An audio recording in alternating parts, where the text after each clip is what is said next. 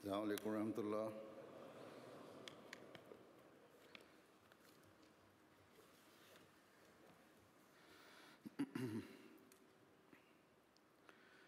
अशहदु अल्ला इलाहा इल्लल्लाह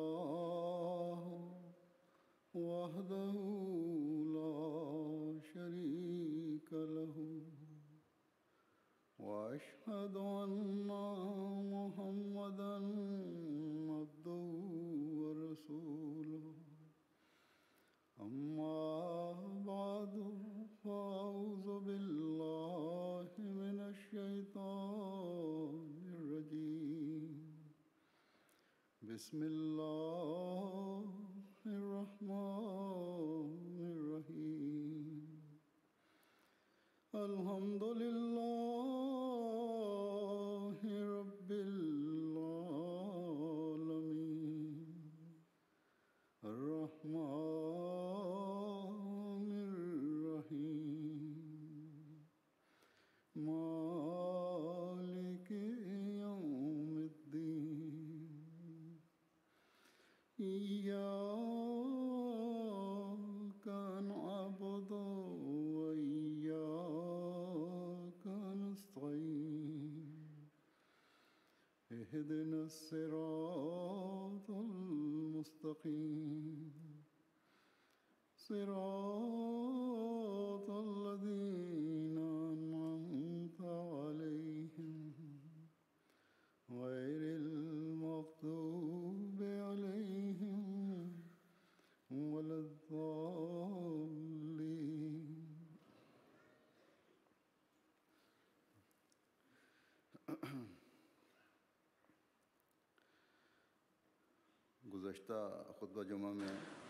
Dans mon précédent sermon, j'ai parlé à propos de l'hospitalité et j'ai évoqué aussi les responsabilités d'un hôte. Et j'ai dit que c'est notre devoir à nous que de servir à les invités du Messie premier alayhi salam, de les servir avec zèle et ardeur. Aujourd'hui, en bref, je vais parler à propos je vais attirer l'attention des invités, de ceux qui participent à la Jalsa, afin qu'ils puissent comprendre l'atmosphère spirituelle de la Jalsa, afin qu'ils puissent comprendre que, en venant ici pour cette Jalsa, quelles sont leurs responsabilités. De même, je veux attirer leur attention concernant la coopération avec les organisateurs. Ils doivent tout d'abord comprendre l'objectif pour lequel ils sont venus ici pour la Jalsa. Ils sont venus ici pour accroître leur connaissance, leur spiritualité, et ils sont venus ici pour se réformer spirituellement. Voilà le premier objectif. Et deuxièmement, je veux parler à propos de l'organisation de la Jalsa et le fait qu'ils doivent coopérer avec les organisateurs. Nous qui disons être les disciples du Messie premier alayhi salam, nous devons tout le temps nous souvenir de ce point, à savoir que nous ne devons pas toujours avoir le désir d'avoir ce qui nous revient de droit, mais nous devons aussi accorder aux autres ce qui leur revient de droit. Et nous devons accomplir nos devoirs qui nous incombent. Il y a des responsabilités qui incombent aux invités. On doit s'acquitter de ces devoirs en tant qu'invité, et la plus grande responsabilité en tant qu'invité, c'est de prouver sa reconnaissance envers Dieu. On doit prouver sa reconnaissance envers Dieu. Et cela est important.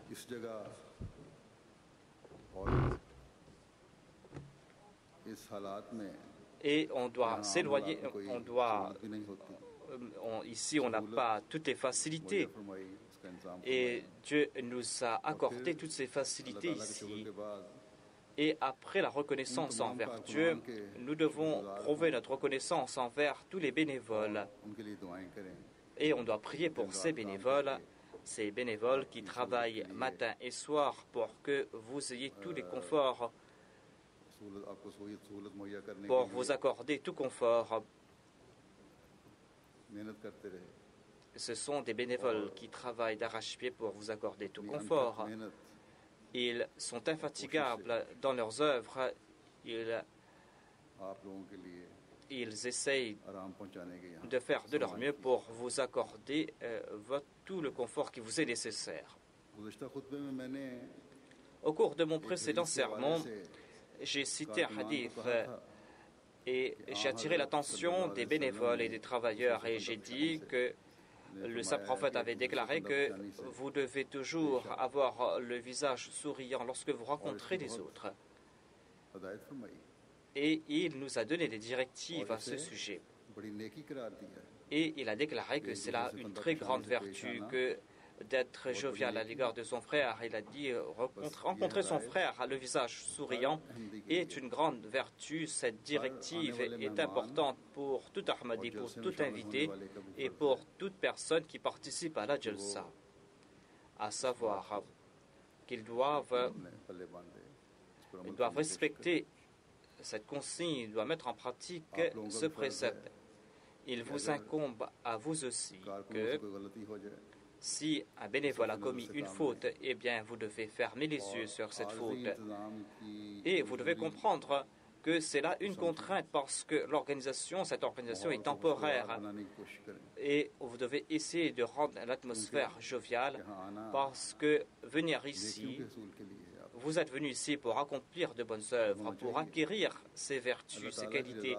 Il doit en être ainsi. Vous êtes venu ici pour que vous puissiez avoir le plaisir de Dieu. Et les invités entre eux, ceux qui sont venus ici, ils doivent eux aussi se respecter les uns les autres. Dans certains cas, on passe par certaines situations. Il y a ces anciennes inimitiés qui sont ici, qui remontent à la surface lorsqu'on se rencontre ici. Des fois, il y a ces rancunes qui remontent à la surface alors qu'il ne doit pas en être ainsi.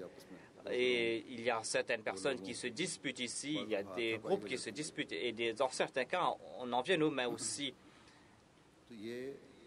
Ainsi, c'est là le malheur de ces personnes, des personnes qui viennent ici, qui commettent pareille action en vivant dans cette atmosphère.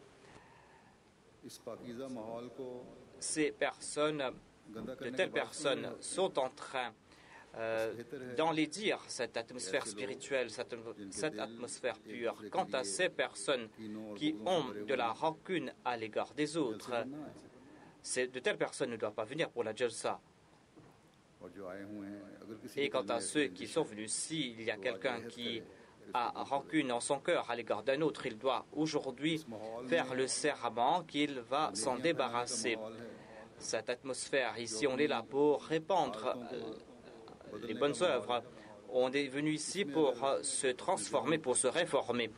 Et si l'on emplit son cœur de cette rancune, de ces rancœurs, eh bien, vous n'allez pas atteindre l'objectif pour lequel vous êtes venu ici. Vous êtes venu ici pour accomplir de bonnes œuvres.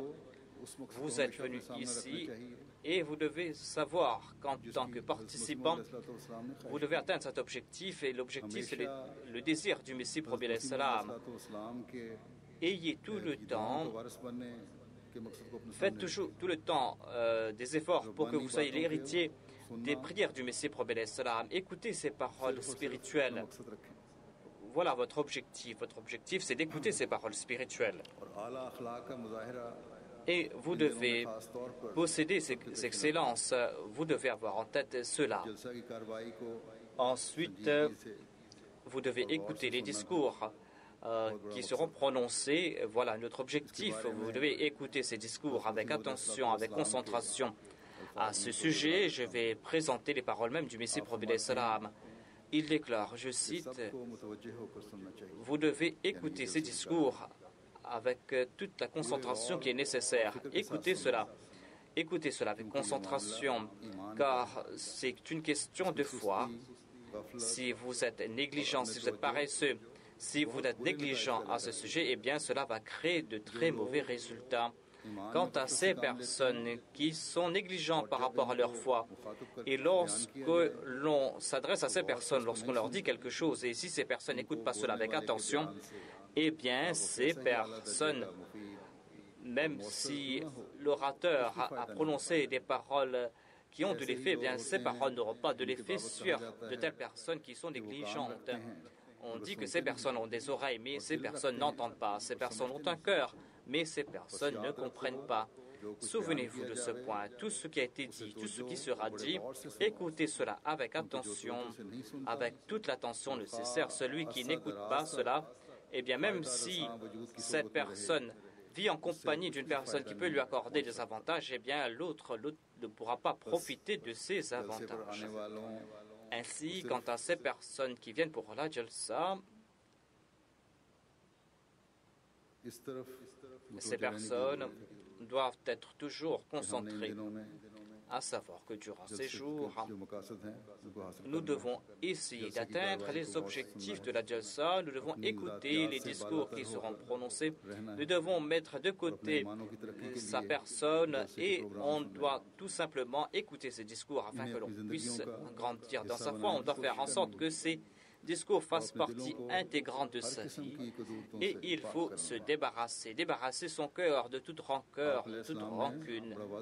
Et le Messie premier salam a déclaré clairement que les musulmans sont en décadence, les musulmans se sont affaiblis tout simplement parce que là où il y avait des rencontres spirituelles, ils partaient dans ces rencontres, mais ils n'étaient pas sincères. C'est-à-dire, ni ceux qui prononçaient les discours étaient sincères dans leurs propos, ni ceux qui écoutaient cela n'étaient sincères. Mais notre jalsa à nous, nos jalsa à nous sont exempts de cela, doivent en être exemptés. Mashallah, par la grâce de Dieu, les orateurs préparent leurs discours avec une grande sincérité. Les discours sont très bien faits. Et la majorité des gens qui écoutent cela par la grâce de Dieu sont emplis de sincérité. Et ils viennent ici pour profiter des bénédictions de la Jalsa, mais il y a quand même ces personnes dont l'objectif est uniquement de se rencontrer, de se papoter, de se rencontrer. Si il y a des manquements, s'il y a des manquements à ce sujet, eh bien ces personnes doivent s'en débarrasser afin que cette atmosphère soit consacrée à 100% pour Dieu.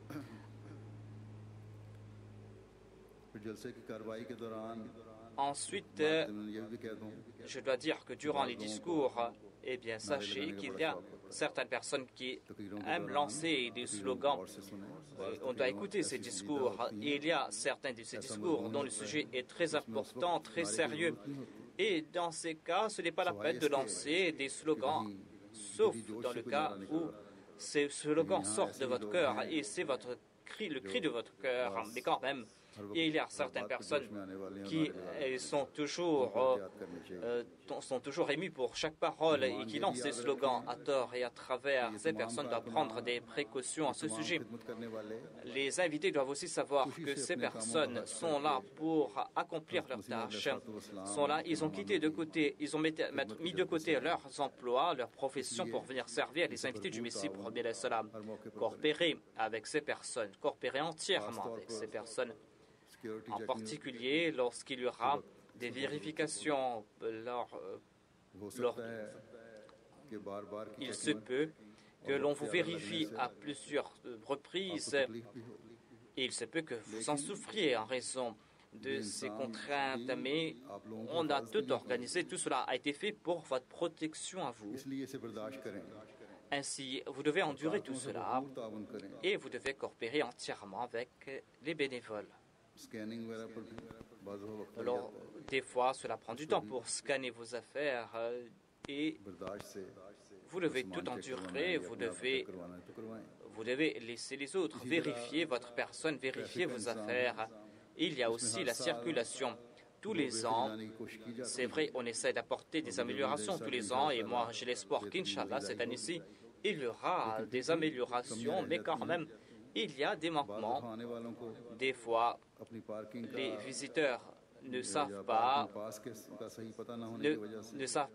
où garer leur voiture. Et des fois, il y a trop de circulation et des fois, il y a des difficultés, il y a des retards pour ces raisons.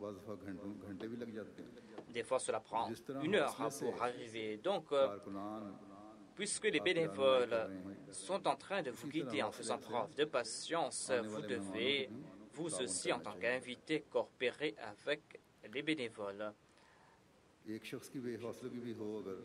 Si une personne est patiente et endurante, eh bien, si une personne est endurante, patiente, eh bien, c'est pour cette raison qu'il y a une longue file. Si une personne n'a pas pris patience en tant que chauffeur, eh bien, cela peut créer toute une longue file derrière cette voiture.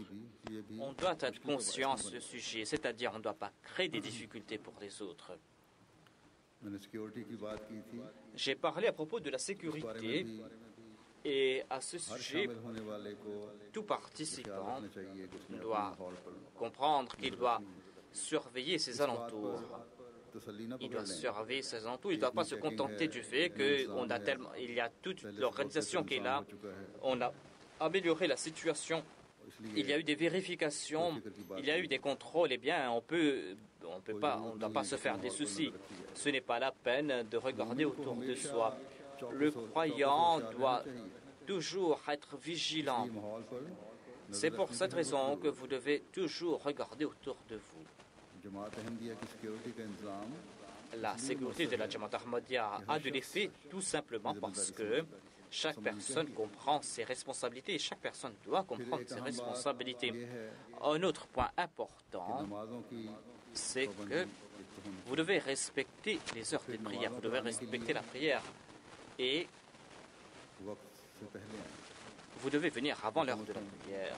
Vous devez venir quelques minutes avant la prière.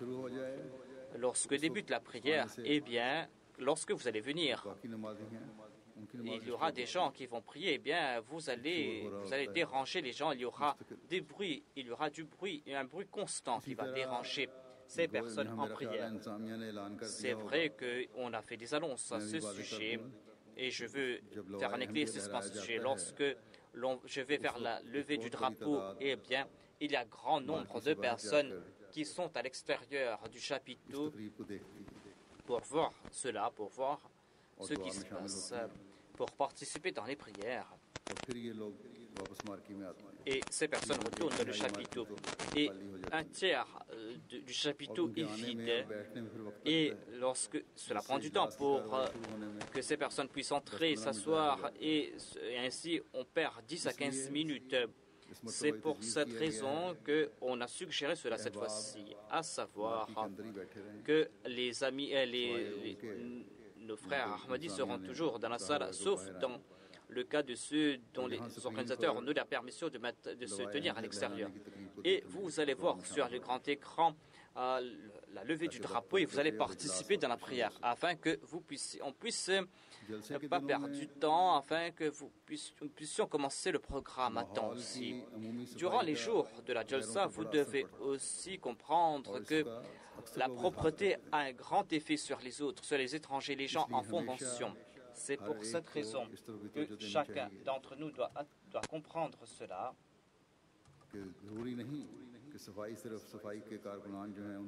Ce n'est pas uniquement les préposés à la propreté qui doivent voir si l'environnement est propre. Vous devez faire en sorte que l'environnement soit propre. Si vous voyez des papiers, des assiettes, des verres qui sont quelque part, qui sont par terre, et prenez cela, jetez cela dans les poubelles.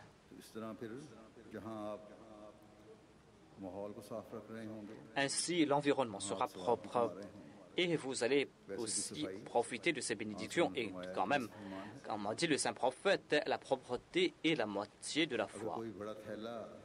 Si vous avez vu un grand sac qui est douteux, eh bien, au lieu de le prendre, vous devez informer les responsables, les bénévoles, et c'est la tâche à ces personnes que de prendre ce paquet suspect. Dans mon précédent sermon, j'ai aussi dit que maintenant, par la grâce de Dieu, la cuisine du Messie premier salam est maintenant permanente. Maintenant, on a établi une cuisine permanente ici à Hadiqatul Mahdi. Il y a la machine à fabriquer le pain qui est permanente. Par la grâce de Dieu, on est en train de fabriquer un très bon pain.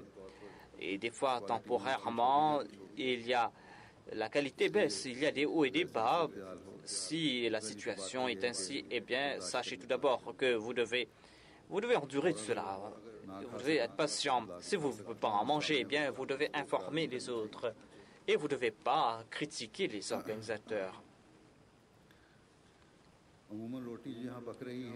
Généralement, le pain qui est fabriqué ici est distribué après 4 ou 5 heures parce que c'est difficile de distribuer du pain frais qui est fabriqué tout frais, mais en tout cas, selon le rapport que j'ai reçu, les invités et tous ceux qui ont consommé ce pain sont très satisfaits. Qu'à la face que l'on puisse faire tourner la machine et que les invités ne souffrent pas et que les organisateurs aussi n'aient pas à faire face à des soucis. En passant, je dois dire que dans mon précédent sermon, j'ai évoqué le pain de l'Allemagne qu'on consomme pour la Jalsa et j'ai dit qu'ils vont m'informer immédiatement si ce pain est frais ou pas. Et j'ai reçu leur réponse jusqu'à l'après-midi. On dit que notre pain est frais là-bas. Et c'est un pain qui a été fabriqué 4 ou 5 heures, mais ils ont quand même ajouté. J'ai reçu une lettre d'une dame qui a dit que vous avez très bien dit, ce pain était rassis et vous ne pouvez pas manger. En tout cas, il y a eu des exagérations. Ce pain n'était pas aussi rassis et on pouvait en consommer par la grâce de Dieu. C'est pour cette raison que les invités aussi doivent faire preuve de patience.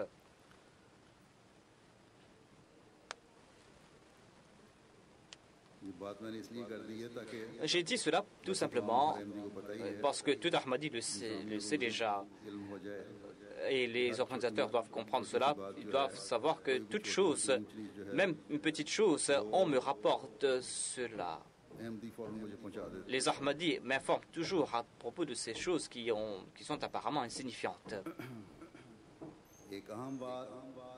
Il y a un autre point important concernant les invités. Et je dis la même chose tous les ans. Mais maintenant, la situation est telle et on fait face à ces difficultés. C'est pour cette raison que je dois en faire mention. L'État britannique offre le visa pour la Jalsa. Généralement, c'est un visa qu'il donne pour 6 mois. Et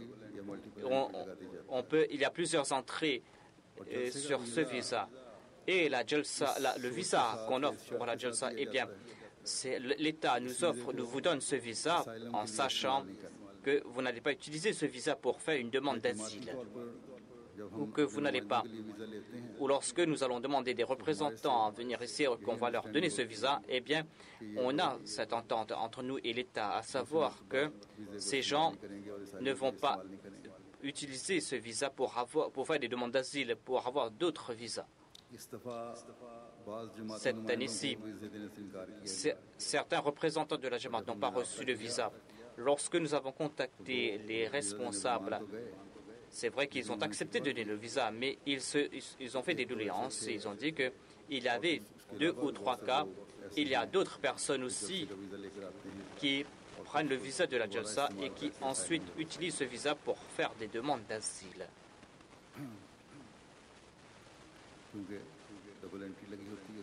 Parce qu'il y a plusieurs entrées, donc ces gens quittent le pays, mais retournent de nouveau. En tout cas, nous avons donné des garanties aux responsables à l'État britannique et par la grâce de Dieu, les gens ont reçu leur visa.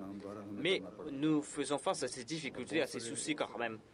Et il y a nombre de personnes qui font face à ces difficultés parce que leur intention, c'est d'utiliser ce visa pour faire des demandes d'asile.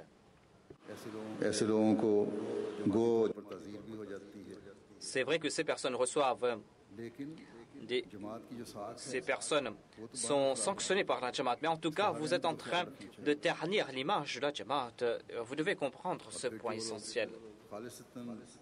Quant à ces personnes qui veulent participer à la Jalsa en toute sincérité, quant à ces personnes qui ont cette intention sincère, eh bien, même ces personnes, en raison des actions des autres, ces personnes sont en difficulté. C'est vrai que la situation au Pakistan est telle, à savoir que les Ahmadis sont en grande difficulté au Pakistan. C'est vrai qu'ils ont des problèmes dans leurs emplois. C'est vrai que leurs employeurs sont très contents du travail des Ahmadis, mais en craignant les mollahs, en craignant les autres, ils licencient ces Ahmadis ou ils les torturent mentalement. Et les autres employés torturent mentalement ces Ahmadis. Ils utilisent des propos vulgaires à l'égard du Messie premier, mais c'est très difficile d'entendre tout cela. Et c'est pour cette raison que certaines personnes doivent quitter leurs emplois, doivent donner leur démission.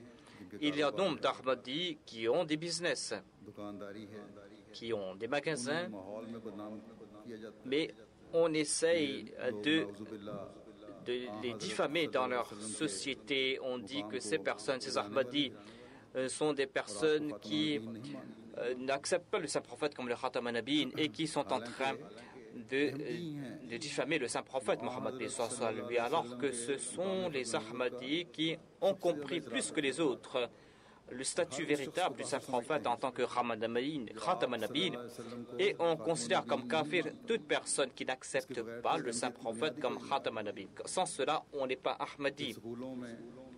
Et dans les écoles,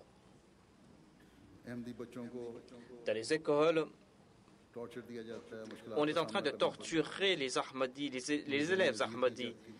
On les torture mentalement, en tout cas, en dépit de toutes ces difficultés. En dépit de tout cela, tout Ahmadi doit avoir en tête la dignité de la Jamaat, l'honneur de la Jamaat. Cela est important. Si en raison de la situation, vous devez faire une demande d'asile, eh bien, il y a d'autres moyens. Venez, certes, mais ensuite, je le répète et je le dis encore une fois, et je l'ai dit à plusieurs reprises auparavant, que lorsque vous allez faire votre demande d'asile, au lieu de faire des déclarations mensongères, si vous dites brièvement, si vous dites des choses qui sont véritables, vraies, eh bien, la majorité des officiers de l'État, la majorité des juges sont ainsi. Ce sont des personnes qui sont emplies de sympathie humaine. Ce sont des personnes qui ont des cœurs qui ont cette grande sympathie, ils ont une grande sympathie à l'égard de l'humanité. Ces responsables et acceptent votre demande d'asile. Il y a certains qui sont entêtés, certes, mais une fois il est difficile de les convaincre. Mais il y a vous pouvez fabriquer toutes des histoires, mais ces histoires n'auront aucun effet sur ces personnes. Et ces fausses déclarations vont faire de cet Ahmadi un pécheur. En tout cas, nous devons faire des efforts, nous devons dire la vérité, nous devons dire des paroles brèves et on doit évoquer cette torture. Cela ne veut pas dire que c'est uniquement si vous êtes menacé directement que votre cas sera accepté. Si vous basez vos déclarations sur la vérité, eh bien votre cas sera accepté. Voilà la responsabilité de tout Ahmadi, voilà la responsabilité de tout Ahmadi qui habite à l'extérieur, à savoir que nous savons très bien que les Ahmadis sont en difficulté. Les Ahmadis vivent en grande difficulté, sont inquiets, vivent dans l'inquiétude. Nous devons prier pour qu'Allah éloigne leurs inquiétudes, qu'Allah facilite leur vie.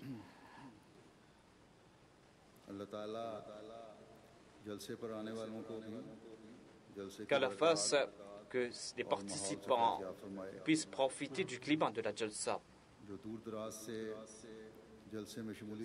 Ces personnes qui sont venues de très loin pour participer à la Jalsa, qu'Allah exauce leurs prières Quant à ceux qui attendaient, quant à ceux qui n'ont pas eu de visa, qu'Allah exauce, qu'Allah agrée leurs désirs et accepte leurs prières et que ces personnes, qu'Allah accepte les prières du Messie premier à l'égard de ces personnes. À la fin, je vais présenter les paroles du Messie premier.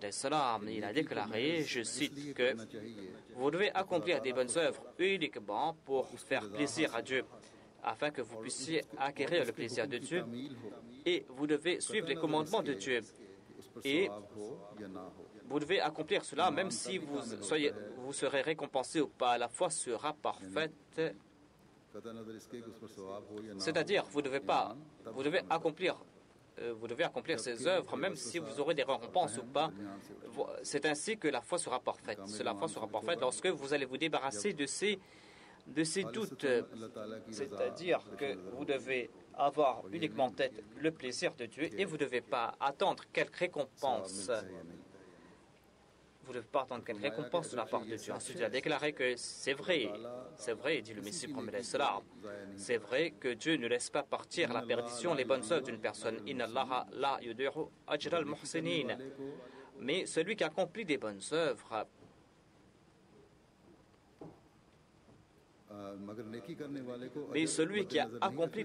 ne doit pas avoir comme objectif ses récompenses. Si un invité vient chez vous afin qu'il soit de le confort, afin qu'il ait quelque chose de boire, quelque chose à boire, l'invité vient avec cet objectif, mais l'autre, quant à lui, doit faire de son mieux pour être hospitable à l'égard de son invité, pour accorder tout confort à son invité. Et il le fait, certes. Mais l'invité lui-même ne doit pas attendre cela. S'il y a de telles attentes, eh bien, il va faire face à des pertes. Ainsi, les invités et les hôtes doivent toujours avoir en tête cela, à savoir, ils doivent comprendre leur objectif. Qu'Allah fasse que les invités, que les hôtes puissent s'acquitter de leurs devoirs, qu'ils puissent accomplir ces devoirs pour avoir le plaisir de Dieu, et que les invités, quant à eux, puissent participer en toute sincérité à la Jalsa et qu'ils ne viennent pas pour des objectifs personnels.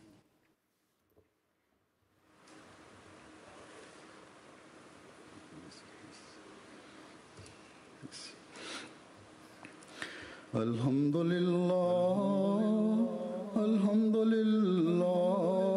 nahmaduhu wa nasta'inuhu wa nastaghfiruhu wa nu'minu bihi wa natawakkalu alayhi wa na'udzu billahi min shururi anfusina wa min sayyiati a'malina.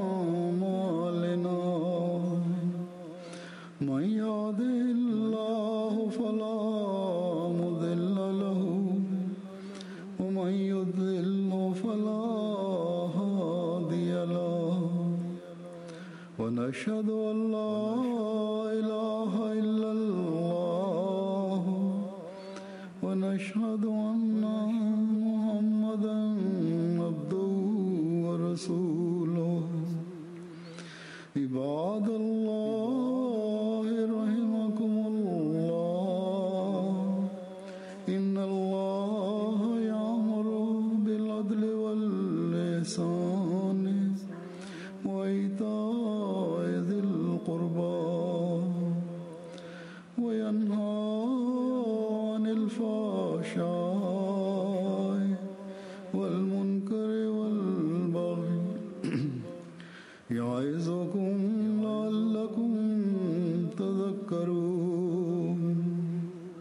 اذكروا